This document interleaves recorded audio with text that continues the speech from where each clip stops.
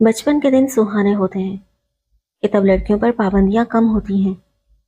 میرے وہ دن تو ایسے اڑ گئے کہ بس۔ والدین نے بمشکل میٹرک تک پڑھنے دیا۔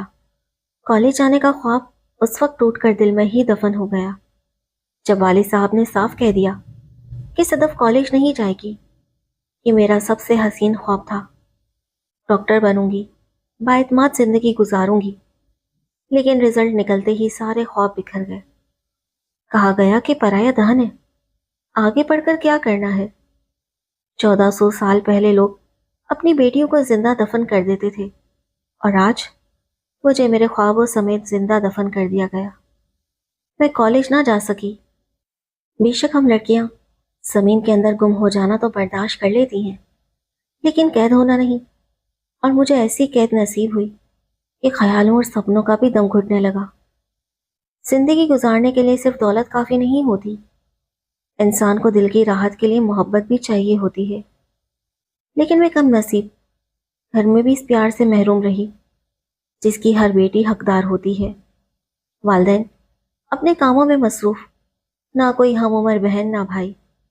سہیلیوں سے ملنے یا ان کے گھر جانے پر پابندی، بازار جانے پر پابندی، کہیں جا نہیں سکتی تھی۔ گھر بیٹھے کبھی کسی سہیلی کو بلا لیتی تو وہ کہتی ہر بار میں ہی تمہارے پاس آؤں، تم کیوں نہیں آتی میرے گھر؟ کیا تمہارے پیروں میں مہندی لگی ہے؟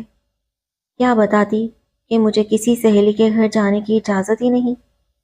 میں گھر میں رہ کر اتنی بور ہو جاتی کہ جی چاہتا کہیں بھاگ جاؤں، مگر جانتی تھی جو لڑکیاں اس طرح گھر سے نکلتی ہیں وہ در بدر کی ٹھوکریں کھاتی ہیں۔ جو پڑھنا چاہیے مگر پڑھ نہ سکے، جو ہنر سیکھنا چاہے مگر سیکھ نہ سکے، جو نام کمانا چاہے مگر موقع نہ پائے، تو ایسی بیکار زندگی کا کوئی کیا کرے۔ کئی سال اسی حبس میں گزر گئے اور میں تھک گئی ایسی زندگی سے جس کا کوئی مقصد نہ تھا۔ گھر کے کام کاج میں مصروف ہو جاتی تو کچھ دیر کے لیے وقت کی بے رحمی بھول جاتی، مگر جب ہاتھ پر ہاتھ دھر کے بیٹھتی تو ہاتھ خود سوال کرتے، کیا ہمیں صرف یہی کام کرنے کے لیے بنایا گیا ہے کہ ہم کوئی اعلیٰ مقصد حاصل نہ کریں، بلکہ خود کو چھوٹے چھوٹے کاموں میں کھپا کر بیکار ہو جائیں۔ ابو کا مزاج تیز تھا، رشتہ دار بھی سوچ سمجھ کر ہمارے گھر قدم رکھتے تھے۔ چچی ممانی تائی سبھی اچھی تھی، لیکن یقیناً میرے والدین کے رویے نے مجھے جکڑ رکھا تھا۔ سوچتی تھی کہ اگر گھر والوں کی سختیاں ایسی ہی رہیں تو میرے دل کے زخم کب بھریں گے؟ تنہائی سے میرا گشت و خون کب تک جاری رہے گا؟ مگر ایک مشرقی لڑکی کو یہ سب کچھ برداشت کرنا ہی پڑتا ہے۔ پھپھو تسلی دیتی کہ یہ سب تمہارے بھلے کے لیے ہے۔ عید کا دن میرے لیے سب سے ظالم دن ہوتا تھا، جب سب اپنے عزیزوں اور رشتہ داروں سے ملتے اور میں گھر میں اکیلی تنہا بیٹھی رہتی۔ اگر کوئی رشتہ دار عید پر گھر آ جاتا تو مجھے فوراً دوسرے کمرے میں چلے جانے کا حکم ملتا۔ ہدایت تھی کہ کسی رشتہ دار لڑکے کے سامنے نہیں آنا، اونچی آواز میں بات نہیں کرنی، تمہاری آواز کمرے سے باہر نہیں آنی چاہیے، زیادہ ہنسنا، زیادہ بولنا منع ہے، تو پھر سانس لینا منع کیوں نہیں؟ عید پر میرے لیے خوبصورت کپڑے بن جاتے، مگر میں سوچتی کہ یہ کپڑے پہنوں تو انہیں دیکھے گا کون؟ لڑکیاں تو ایک دوسرے کا لباس ہی دیکھتی ہیں، اور میں تو گونگی ہوتی جا رہی تھی، بولنے سے بھی ڈرتی تھی۔ اب میں بند کمروں میں دیواروں سے کلام کرنے اور کہیں نہ جانے کی عادی بنتی جا رہی تھی۔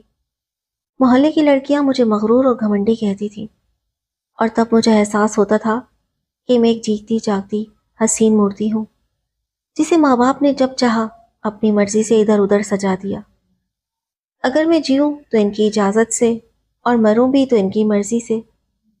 ایسے میں باغی سوچیں ہر وقت مجھ پر حملہ کرتی تھی، مگر جانتی تھی کہ باغی سوچوں کی رت پر سوار ہو کر گھر کی دہلیز پار کرتے ہی لڑکی کی بربادی شروع ہو جاتی ہے۔ کہتے ہیں زندگی بہت مختصر ہے۔ میں سوچتی تھی کہ اس مختصر زندگی میں میرے گھر والے مجھے کبھی کچھ ایسا کرنے نہیں دیں گے جس سے میری روح کو تسکین ملے، میری اپنی پہچان بنے، اور لوگ مجھے میرے اچھے اور تخلیقی کاموں کی وجہ سے یاد رکھیں۔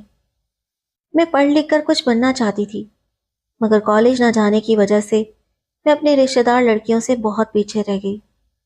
مجھے تصویریں بنانے کا شوق تھا، مگر ماں میری بنائی ہوئی تصویروں کو آگ لگا دیتی تھی کہ ایک بیکار اور شیطانی کام ہے۔ شعر و شاعری بھی مجھے پسند تھی، مگر ماں کہتی تھی کہ یہ سب فضول باتیں ہیں، یہ لڑکیوں کو زیب نہیں دیتی، یہ ان کو بے حیائی سکھاتی ہے۔ وہ دیوان غالب میرے ہاتھ سے چھین لیتی تھی۔ غرض یہ ہے کہ ان دنوں میری زندگی میں خوشی نام کی کوئی چیز باقی نہ رہی تھی۔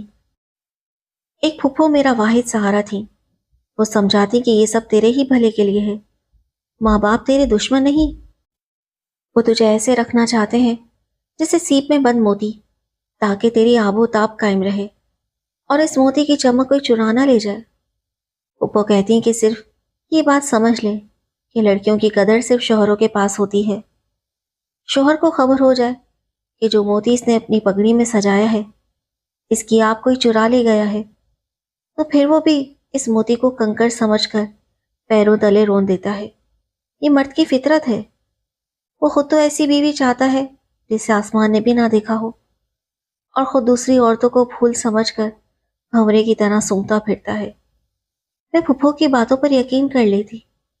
ان کی تسلیاں مجھے ڈھارس دیتی کہ لڑکیوں کو تن و من سے ہی نہیں بلکہ اپنی سوچوں سے بھی اجلا اور پاک اور صاف ہونا چاہیے، تبھی خدا کی مہربانی ہوتی ہے، اس کا گھر بنتا ہے اور جنت جیسی راحت سے بھر جاتا ہے۔ ہر شوہر پاک باز بیوی کی ویسی ہی قدر کرتا ہے جیسے وہ جنت سے اتری ہوئی حور ہو۔ جو دکھ مجھے علم حاصل نہ کر سکنے اور کوئی ہنر نہ سیکھ پانے کا تھا، میں نے ان سب عارضگیوں کو مستقبل کی انہی امیدوں کے ڈھیر میں دفن کر دیا، یہ سوچ کر خود کو تسلی دیتی کہ جب شادی ہوگی اور میرے جیون ساتھی کو ایک ایسی لڑکی ملے گی جس نے بلا وجہ کبھی گھر سے باہر قدم نہیں نکالا ہوگا، تو وہ میری قدر کرے گا، مجھے زمین سے اٹھا کر آسمان پر بٹھا دے گا۔ 17 برس کی عمر تھی جب میرا رشتہ آیا۔ یہ غیر لوگ تھے، ابا جان کے ایک دوست کی معرفت سے یہ رشتہ آیا تھا۔ مختصر سی فیملی تھی، 2 بھائی اور 1 ماں۔ خوشحال کنبہ تھا، بڑا بھائی کمانے کو سعودی عرب گیا ہوا تھا۔ میری شادی چھوٹے بھائی سے ہوئی جس کا نام شہزاد تھا۔ ابا کے دوست نے ان لوگوں کی بہت تعریف کی۔ والد نے سمجھا کہ اچھا رشتہ ہے، میری لڑکی سکھی رہے گی اور عیش کرے گی۔ والد نے اپنی حیثیت سے بڑھ کر جہیز دیا۔ سسرال میں میری خوب پذیرائی ہوئی۔ جلدی پتہ چل گیا کہ شوہر نامدار تو کوئی کام نہیں کرتے۔ بڑا بھائی سعودی عرب کی ایک مشہور کمپنی میں کام کرتا تھا، وہ کما کر بھیجتا اور یہ سب کھاتے پیتے تھے۔ میرا شوہر ماں کا لاڈلا تھا، باپ فوت ہو چکے تھے۔ یہ ماموں کی سرپرستی میں پلا بڑھا اور گلی محلے کے آوارہ لڑکوں کے ساتھ کھیل کود کر جوان ہوا۔ والد صاحب سے کہا گیا کہ یہ ایف اے پاس ہے، لیکن حقیقت یہ تھی کہ میٹرک بھی مکمل نہ کیا۔ اسکول سے بھاگ کر آوارہ لڑکوں کی منڈلی کا حصہ بن گیا۔ اس کے سارے دوست نشہ کرتے اور ہیروئن بھرے سگریٹ پیتے تھے۔ آدمی اپنے دوستوں سے پہچانا جاتا ہے۔ شہزاد اخلاقی قدروں پر یقین نہیں رکھتا تھا۔ اسے خبر ہی نہ تھی کہ کنکر اور آبدار موتی میں کیا فرق ہوتا ہے۔ وہ تو سبھی کو کنکر سمجھتا تھا۔ میری حفاظت ماں باپ نے اس طرح کی تھی کہ ہماری بیٹی کو زمانے کی ہوا نہ لگے، جس گھر جائے سبھی اس کی عفت و عصمت کی قسمیں کھائیں اور وہ شوہر کے دل پر راج کرے۔ مگر جب شوہر ہی ایسا گیا گزرا ہو کہ جسے نہ اپنی بیوی کی عزت کا خیال ہو، جو دوسروں کی بہو بیٹیوں پر بری نظر رکھتا ہو اور جو رچ کے بدماش اس کے سنگی ساتھی ہوں، تو ایسی عورت بھلائی کی کیا توقع رکھ سکتی ہے؟ سچ ہے، نشہ آدمی کے ضمیر کو مار دیتا ہے۔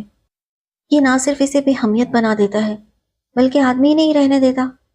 شہزاد کے عیب و ثواب بھی تبھی چھپے رہ سکے جب تک اس کا بڑا بھائی خرچ بھیجتا رہا۔ جو ہی وہاں سے یہ خرچ بند ہوا، ان لوگوں کے حواس جاتے رہے۔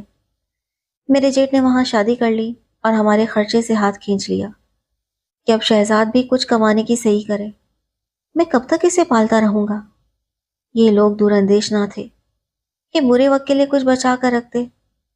نتیجہ یہ نکلا کہ پہلے والے ٹھاٹ باٹ نہ رہے بلکہ دال روٹی کے بھی لالے پڑ گئے۔ شہزاد کو کمانے سے کیا واسطہ، وہ تو نکموں کی ٹولی کا سردار تھا۔ اب پیسے نہ ہونے کے باعث یہ سرداری بھی خطرے میں پڑ گئی تھی۔ ساس بات بات پر مجھ سے الجھنے لگی، جب سے تم آئی ہو ہم پر برے دن آ گئے ہیں، میکے والوں سے کہو کہ اس برے وقت میں داماد کا ساتھ دیں۔ والد صاحب کو حالات کا اندازہ ہوا تو وہ مالی مدد کرنے لگے۔ 2 سال تک انہوں نے ہمارا خرچ اٹھایا۔ اب پتا چلا کہ شہزاد کو کمانے کا ڈھنگ ہی نہیں آتا، پڑھا لکھا بھی نہیں تھا کہ کہیں ملازمت دلوائی جا سکتی۔ شہزاد کے ماموں نے سر کھا لیا کہ اب شہزاد بھی کچھ کرے۔ انہوں نے اپنی جمع پونجی سے ایک دکان ڈال دی۔ بھانجے نے چند ماہ میں سارا مال اڑا دیا اور دکان بیٹھ گئی۔ ماموں نے جوتا اٹھا لیا اور کہا کہ اب جو بھی کرو مزدوری کرو، مگر کچھ کما کر لاؤ تاکہ 2 وقت کی روٹی کا بندوبست ہو۔